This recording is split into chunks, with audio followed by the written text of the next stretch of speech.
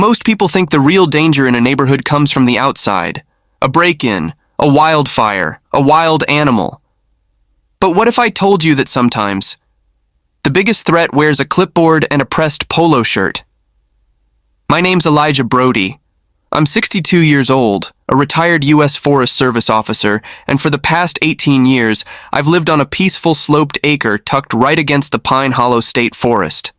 It's the kind of place where the wind carries memories, and silence means peace. Until it doesn't.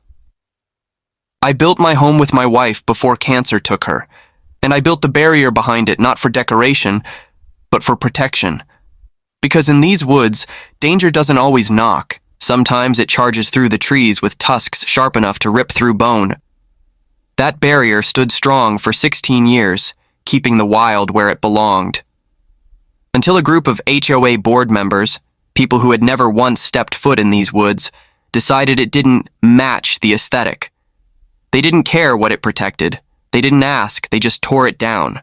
And the forest responded. What followed wasn't just a wave of destruction. It was a war. One I didn't start, but one I sure as hell was going to finish. Because when the wild comes roaring back, it doesn't care about bylaws. And neither do I. I built it because I've seen what lives just beyond the tree line. I spent over 3 decades with the U.S. Forest Service, and I know what happens when the boundary between civilization and wilderness disappears. My wife Sarah and I settled on this acre before most of the development ever reached Pine Hollow Ridge. We chose it because it was quiet, untouched, a place where we could breathe. After Sarah passed in 2007, this land became more than just my home. It became the last piece of her I had left. And I wasn't about to let it fall to ruin. The eastern edge of my property sloped down toward a dense game trail, a path cut by years of animal migration. That's where the Boars came through, not the pink farm-fed pigs you see in storybooks. These were feral hogs, aggressive, invasive, and dangerously intelligent.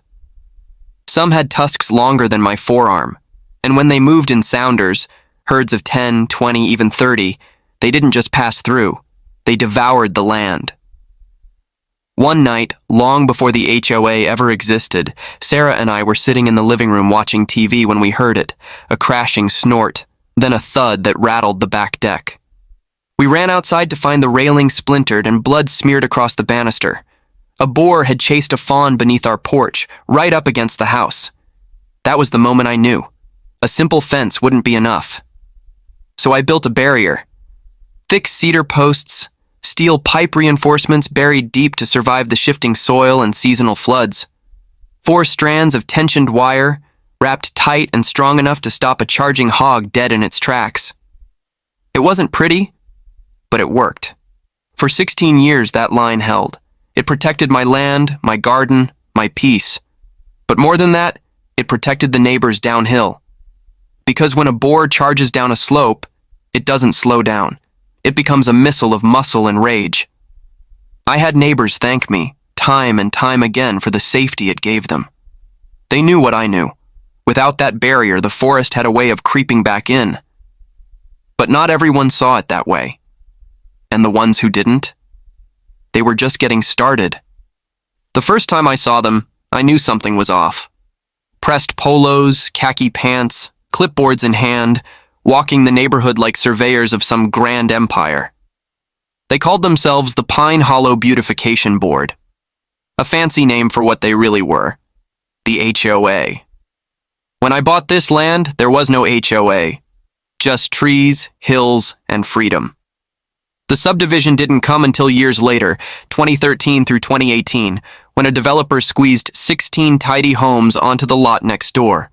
And with it came the HOA, hungry for uniformity, armed with bylaws, and backed by little more than arrogance. My home was supposed to be grandfathered in, outside their jurisdiction. I wasn't part of their planned development, but that didn't stop them from trying to pull me in. It started small. A letter saying my mailbox didn't match the community aesthetic, then another, claiming my old shed was an unpermitted agricultural structure. Annoying, but easy enough to ignore. Until they went after the barrier. The letter came in the spring. Gold letterhead, pristine paper, the kind of bureaucracy that thinks it can bulldoze common sense with a signature. "Dear Mr. Brody," it began, "the barrier structure on the eastern edge of your property line has been determined to be in violation of Section 12C of the Pine Hollow Design Standards." They didn't mention wildlife, didn't ask why it was built, didn't acknowledge the safety risk. To them, it wasn't a protective structure, it was a visual inconvenience. They gave me 30 days to tear it down. I called. No answer. Left a message. No response. A week later, another letter. This one with a $500 administrative fine attached. That's when I realized this wasn't about fences. It was about control. They weren't looking for dialogue. They were looking for dominance. And they picked the wrong man to push around. It happened just after sunrise. I was still in my flannel pajama pants halfway through my first cup of coffee when I heard the roar, low, metallic, and angry. The kind of sound that doesn't belong on private land. I stepped outside and saw it. A backhoe grinding up my driveway, its bucket teeth catching the morning light like jaws. 3 contractors in orange vests were already at the eastern edge, yanking at the posts of my barrier like it was a weed in their path. I stormed down the hill shouting, "You're trespassing." One of them barely looked up.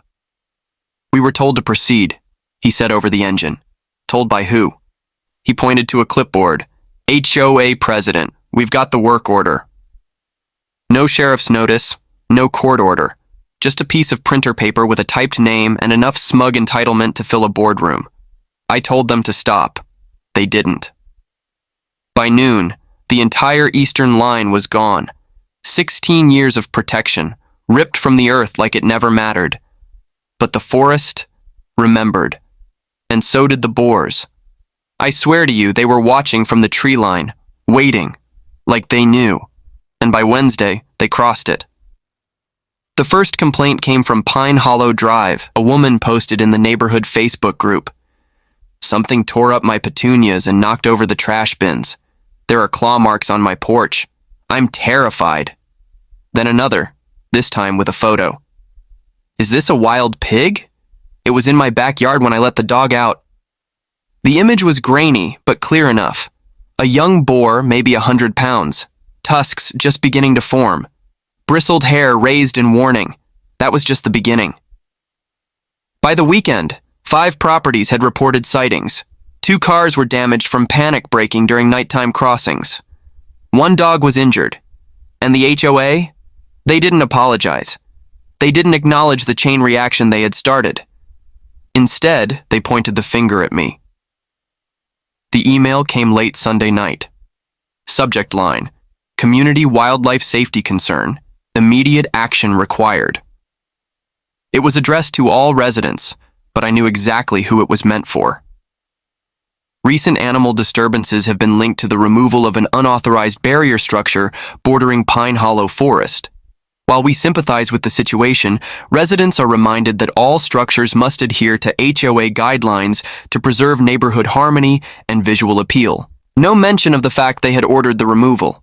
No mention of the work order they issued without warning or legal authority. They just painted me as the reckless old man who invited chaos with his ugly fence. I tried to stay calm for about 24 hours. Then came the fine, $2,500, for unauthorized wildlife containment methods and endangering neighborhood aesthetics. That was the moment I snapped, not because of the money, but because they were trying to rewrite the story, to turn my warning into their scapegoat.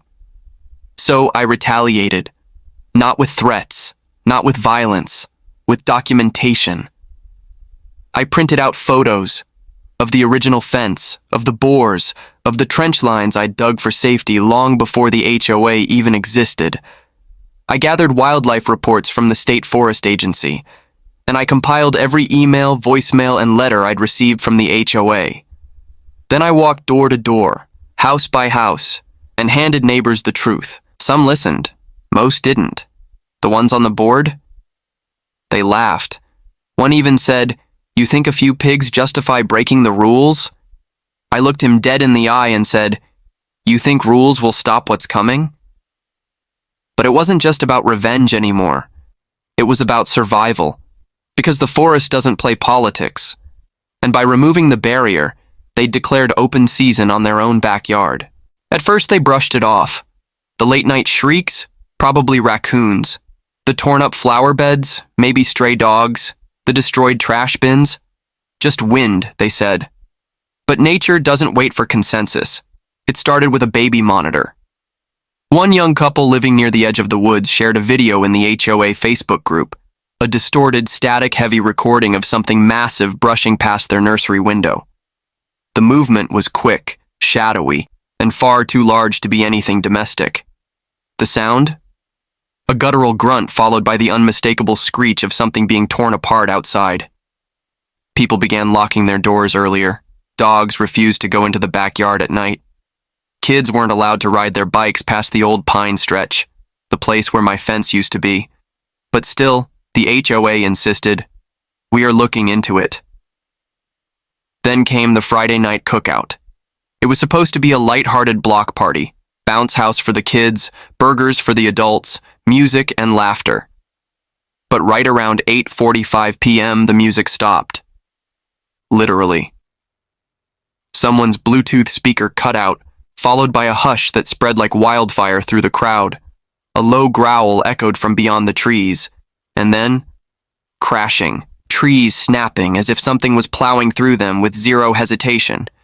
People screamed, parents grabbed their children, someone dropped a plate of ribs and it shattered against the sidewalk. Whatever was coming, it wasn't stopping. That night, half the residents stayed up with porch lights on and shotguns in hand. The HOA, silent. No emails, no alerts, nothing. Suddenly, the crazy old man with the fence didn't seem so crazy anymore. Neighbors started texting me. Some apologized. Others asked for advice. A few even offered to help me rebuild the barrier. But it was too late for that. The forest had already noticed the weakness, and whatever was living in it had gotten a taste of suburbia. By the end of the month, the neighborhood looked more like a war zone than a quiet suburban cul-de-sac. Lawn ornaments were smashed, garden fences torn apart. A few cars, slashed tires, and deep gouges in the paint like claws had scraped along the sides. Pets were going missing. And the stories? They were getting worse. One man claimed he saw two large creatures near the storm drain, eyes glowing, teeth bared. Another swore he found hoofprints in his garage. And yet, the HOA doubled down. They sent out a formal notice blaming me again. Claimed my previous fence had interfered with natural wildlife migration patterns, and my actions had directly contributed to the animals becoming aggressive and territorial. Then came the final straw. They hit me with a lawsuit. They wanted damages, said I had violated landscaping codes, created a safety hazard, and threatened community cohesion. They even claimed I owed back dues for the years I'd refused to join their stupid HOA. I laughed until I saw the court summons. They were serious, and I had no choice but to respond in kind. So, I countersued. With a binder full of evidence, neighbor testimonies, wildlife reports, and even a recorded voicemail from the HOA president authorizing the barrier removal, I filed a suit for illegal destruction of private property, endangerment, and willful negligence. And while the lawyers got busy, I got to work. I knew the woods better than anyone. I knew the trails, the water routes, where the animals nested, and, more importantly, where they crossed. So, for 3 straight days, I built. Not a fence. Not again. This time, I built a wall. 12 feet high, reinforced with steel mesh and motion-triggered floodlights. It wasn't pretty, it wasn't subtle, but it wasn't for show. The neighbors watched in silence. Some helped, most didn't. But when the sun dipped behind the trees and the forest came alive, they stayed close to my yard, whether they'd admit it or not. This wasn't just about a property line anymore. This was the last stand, not against the HOA, against something older, wilder, and now, awake. The night they came, we were ready. Motion lights flared, alarms rang. The wall I built held longer than it had any right to, but eventually, with snarls and cracking wood, they found a way through. I had warned the HOA, I had pleaded, but sometimes people don't believe in monsters until they're staring one in the face, and that's exactly what happened. The board president, Richard Lowell, had the bad luck of living near the breach. Witnesses say they heard his screams before they ever saw the chaos. His backyard was left in ruins, lawn furniture shredded, a shed crushed like paper, claw marks gouged into the siding of his home. He moved out the next day, never came back. The lawsuit dropped. My countersuit settled in my favor. They were ordered to pay for the destruction of my barrier, cover legal fees, and issue a public apology to the community. The court documents made it clear the HOA acted beyond their authority, endangered public safety, and failed to consult ecological impact studies. Within weeks, the HOA board resigned, one by one, under pressure from terrified neighbors and local media attention. Their empty seats were filled by new voices. People who had once mocked me were now asking me to lead. But I declined. I didn't build fences to control people. I built them to protect what matters. And so, with a portion of the settlement, I did what I should have done from the beginning. I partnered with the Forest Service and conservation experts. We expanded the wildlife barrier, this time in coordination with biologists. We added trail cameras, warning signs, and most importantly, respect. Not just for the animals, but for the balance between our world and theirs. The woods quieted again. Neighbors returned to grilling on their patios. Kids played by the sidewalks. The forest stayed in the forest. And as for me, I sit on my porch most evenings, coffee in hand, dog at my feet. I still hear the trees whisper sometimes, still catch a shadow moving through the pine. But now, I don't fear it. I honor it. Because out here, survival isn't about rules or regulations. It's about understanding that you don't mess with the wild and expect it not to mess back.